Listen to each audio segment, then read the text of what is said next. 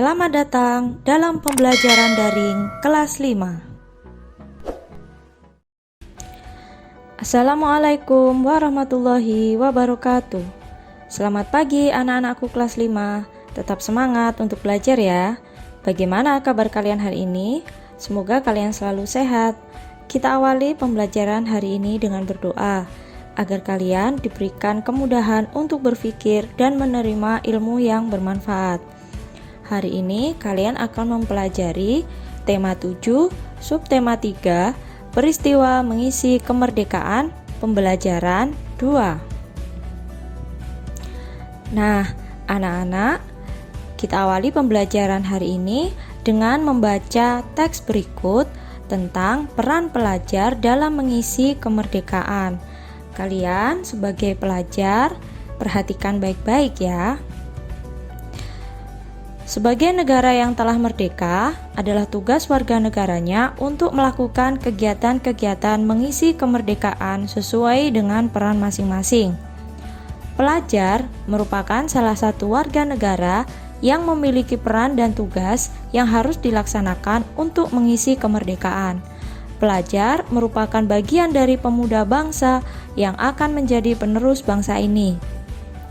Sebagai generasi penerus bangsa, para pelajar dituntut bekerja keras dan belajar dengan sungguh-sungguh untuk meningkatkan kualitas dirinya.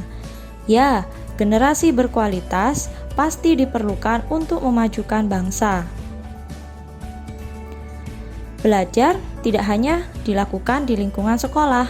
Belajar dapat dilakukan melalui kegiatan-kegiatan kemasyarakatan yang sangat berguna untuk mengasah rasa peduli dan cinta tanah air. Kegiatan-kegiatan seperti pramuka, palang merah remaja atau PMR, menjadi duta seni, kegiatan olahraga, merupakan beberapa kegiatan yang berdampak baik bagi peningkatan kualitas diri pelajar. Dengan demikian, pelajar terhindar dari kegiatan negatif yang dapat menimbulkan masalah dalam masyarakat, seperti tawuran antar pelajar atau terjerumus dalam tindakan kekerasan serta pelanggaran hukum lainnya. Perjuangan pelajar sebagai generasi muda saat ini tidak lagi mengangkat senjata dan berlaga di medan perang melawan penjajah yang tampak. Masa itu telah berlalu. Pelajar sebagai generasi penerus bangsa harus berjuang untuk melawan kebodohan, kemiskinan, rasa malas, rasa mudah menyerah yang dapat merugikan masyarakat dan bangsa. Generasi muda Indonesia harus sehat jiwa dan raganya. Ia harus berpendidikan, pantang menyerah, bekerja keras, kreatif, berakhlak mulia, cinta tanah air dan bangsa. Jadi anak-anak, sekarang kalian sudah tahu kan apa tugas kalian sebagai pelajar untuk mengisi kemerdekaan. Untuk itu juga kalian harus belajar dengan sungguh-sungguh dan belajar yang rajin agar kalian bisa meningkatkan kualitas diri kalian. Dari bacaan di atas, temukanlah kosakata baku dan tidak baku. Lalu carilah artinya dengan menggunakan Kamus Besar Bahasa Indonesia. Baik, anak-anak, selanjutnya kita coba temukan kosakata baku dan kosakata tidak baku. Berdasarkan bacaan, kosakata baku yang bisa kalian temukan yaitu pelajar, peran, generasi, kualitas, kreatif. Sedangkan kosakata tidak bakunya misalkan kualitas.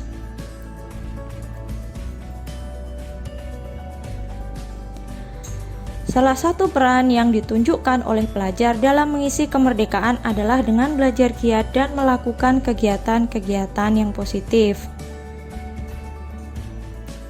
Nah, kegiatan yang positif ini tidak hanya dilakukan di sekolah, tapi bisa kalian lakukan di rumah. Contohnya yaitu kegiatan berikut ini.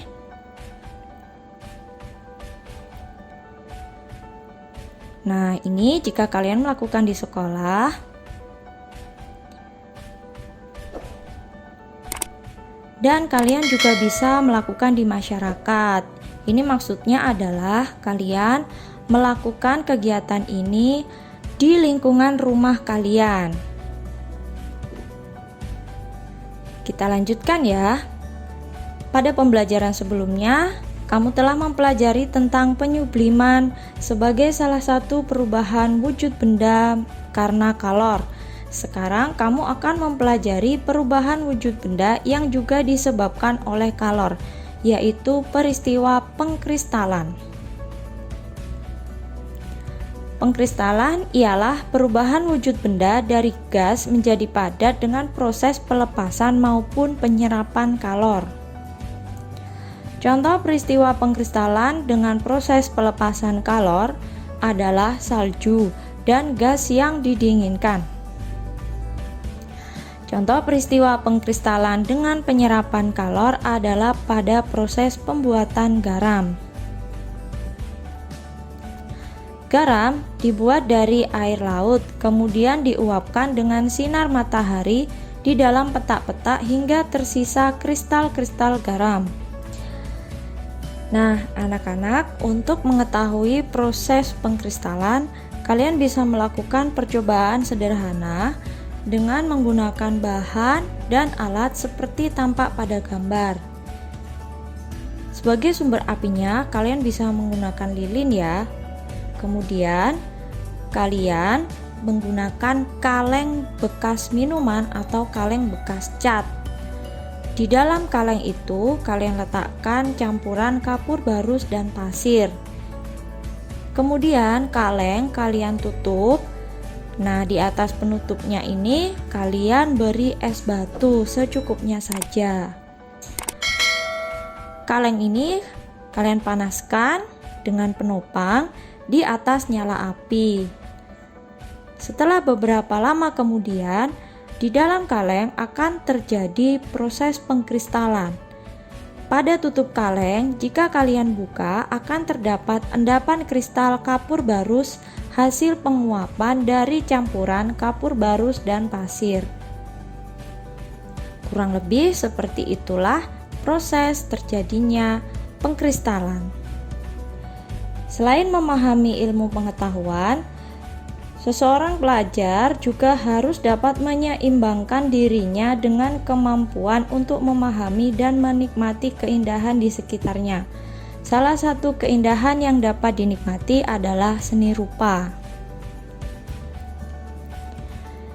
Kita pelajari bersama-sama yuk seni rupa daerah Indonesia. Seni rupa daerah dapat disebut juga seni rupa tradisional karena dikerjakan secara turun-temurun di suatu daerah. Seni rupa daerah dapat berupa seni kerajinan, seni lukis, dan seni patung. Seni kerajinan meliputi seni tekstil, yaitu batik, tenun, dan songket. Kemudian seni anyam, seni ukir, dan seni keramik. Hasil karya seni tekstil dan seni lukis berbentuk dua dimensi, yaitu memiliki ukuran panjang dan lebar saja. Sedangkan hasil karya seni anyam, seni keramik, dan seni patung pada umumnya berbentuk tiga dimensi, yaitu memiliki ukuran panjang, lebar, dan tinggi atau memiliki volume. Kita bahas satu persatu ya. Seni lukis. Seni lukis adalah seni menggambarkan objek-objek berupa pemandangan alam, tumbuhan, binatang, manusia, benda yang ada di alam untuk menimbulkan perasaan indah. Seni lukis daerah mengandung nilai-nilai budaya yang berkembang di suatu daerah. Salah satu seni lukis daerah yang terkenal adalah seni lukis Kamasan dari Bali. Kamasan adalah sebuah desa di Kabupaten Klungkung yang sebagian besar penduduknya berprofesi sebagai pelukis. Seni lukis Kamasan merupakan seni lukis klasik yang biasanya bertema kisah pewayangan, kehidupan bangsawan, dan dongeng binatang. Para pelukis menggunakan warna alam yang dicampur dengan perekat yang menempel pada kanvas. Nah, ini ciri khasnya ya. Sekarang kita amati contoh dari seni lukis daerah Kamasan ini. Ini adalah contohnya. Di sini bertemakan pewayangan. Nah, tentunya ini berbeda dengan lukisan-lukisan pada umumnya. Kita lanjutkan ya. Seni lukis kaca Cirebon dibuat dengan cara terbalik menggunakan media kaca.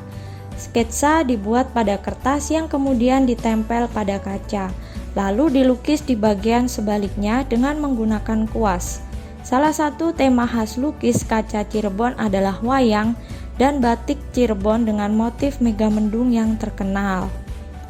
Selain dari daerah Bali, di sini juga ada seni lukis yang khas, yaitu seni lukis kaca dari daerah Cirebon. Contohnya seperti pada gambar. Seni patung daerah. Seni patung adalah seni membuat bentuk manusia atau binatang dengan bahan yang lunak atau bahan keras. Patung dari bahan lunak dibuat dengan teknik membentuk, sedangkan patung dari bahan keras dibuat dengan teknik meraut atau memahat. Salah satu contoh patung tradisional adalah patung Asmat yang dibuat oleh suku Asmat yang tinggal di Pulau Papua. Masyarakat suku ini biasanya menggunakan kayu bakau untuk membuat patung yang menjadi bentuk hubungan mereka dengan nenek moyang. Oleh karenanya, tema pemahatan pada umumnya tentang penghargaan kepada nenek moyang mereka. Ini adalah contoh dari bentuk beberapa patung Asmat. Nah, kita lanjutkan sekarang seni kriya. Seni kriya merupakan seni kerajinan dalam membuat benda-benda pakai berdasarkan kegunaan dan keindahannya dalam kehidupan sehari-hari. Berbagai jenis seni kriya dapat dijumpai sehari-hari seperti seni tekstil berupa batik, songket, dan tenun. Selain itu, terdapat pula seni anyam dan seni ukir. Karya seni kriya seperti batik, songket, dan tenun telah menjadi bagian dari kehidupan sehari-hari masyarakat. Karya seni tekstil biasanya digunakan pada acara-acara penting dalam masyarakat adat, mulai dari acara kelahiran, pernikahan, hingga kematian. Seni tekstil selalu menjadi bagian penting suatu daerah. Contoh seni tekstil yang khas yaitu kain songket, kemudian kain batik. Tentunya kalian juga sudah tidak asing lagi dengan batik. Nah, selain itu ada juga kain tenun. Seni anyaman merupakan seni menjalin bahan berbentuk bilah atau batang dengan menggunakan pola tertentu sehingga berbentuk sebuah benda. Seni anyam dibuat untuk memenuhi kebutuhan untuk membuat wadah-wadah dengan menggunakan bahan alam yang tersedia. Bahan-bahan yang digunakan pun sangat beragam, misalnya bilah bambu, rotan, lidi, akar-akaran, pelepah pisang, dan daun pandan. Seni anyam digunakan untuk membuat tikar, keranjang, bakul, kursi, dan alat rumah tangga yang lainnya. Contoh dari anyaman seperti tampak pada gambar, ini terbuat dari bambu ya. Seni ukir juga telah lama menjadi bagian kehidupan masyarakat di berbagai daerah di Indonesia. Seni ukir menggunakan motif tertentu yang memiliki makna dan keunikan tersendiri sesuai dengan budaya masyarakat. Seni ukir Bali berhubungan dengan agama Hindu yang menggunakan motif-motif tumbuhan, manusia, dan binatang. Ukiran Jepara, salah satu daerah di Jawa, berhubungan dengan agama Islam dan banyak menggunakan motif tumbuhan.